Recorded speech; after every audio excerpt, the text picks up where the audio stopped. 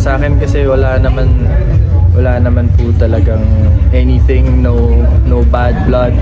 Sa akin lang, syempre, masakit para sa family ko and for Lennon kasi they don't deserve the words na nasabi sa kanila and the judgments and all that. So, What is just your reaction, no? Kasi sabi, vindicated ka na nga. I mean, nalinis yung pangalan mo, nahusgahan ka na iba, pero naklaro naman. Nung naugna yung pangalan ni Andrea with Catherine and Daniel breakup, what is your reaction on that? Basketballistang si Richie Rivero, isinarado na ang libro sa kanyang dating kasintahan na si Andrea Brillantes.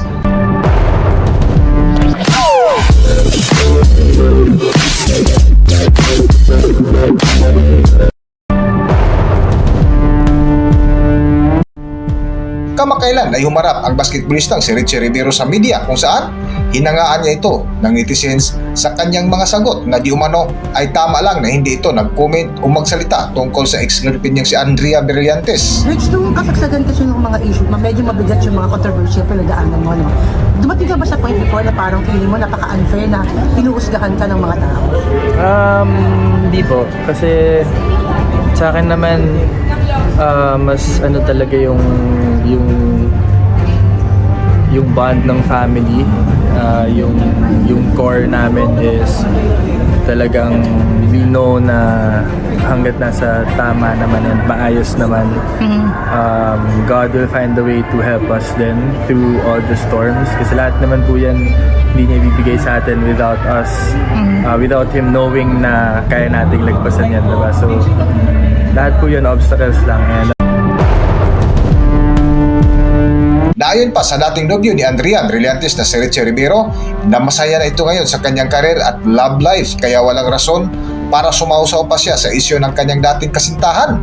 Dagdag nga ng kanyang kwento, napilitan lang daw siya magsalita noon dahil nadamay na ang kanyang pamilya at dahil nga sa komento ng basketballistang si Richie Rivero ay hinangaan ito ng netizens kung saan pati ang bitiranang kolumnista na si Nanay Christopher Min ay napahanga din sa ginawa ni Richie Rivero.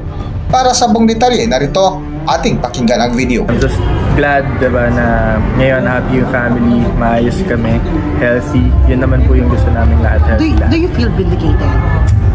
For me po, Nalinis yung pangalan mo kasi ngayon. yeah, pero sa akin po kasi ever since nag-start naman, nagsasalita lang naman po ako kapag medyo bugbog na po yung family ko and si Leren, which I think they don't deserve kasi if ako, wala naman po sa akin yan since pumasok ako dun sa relationship and I know naman how social media plays in our lives right now, diba? And the spotlight that we got in during that time, pero sa akin kasi wala naman po talagang anything, no bad blood.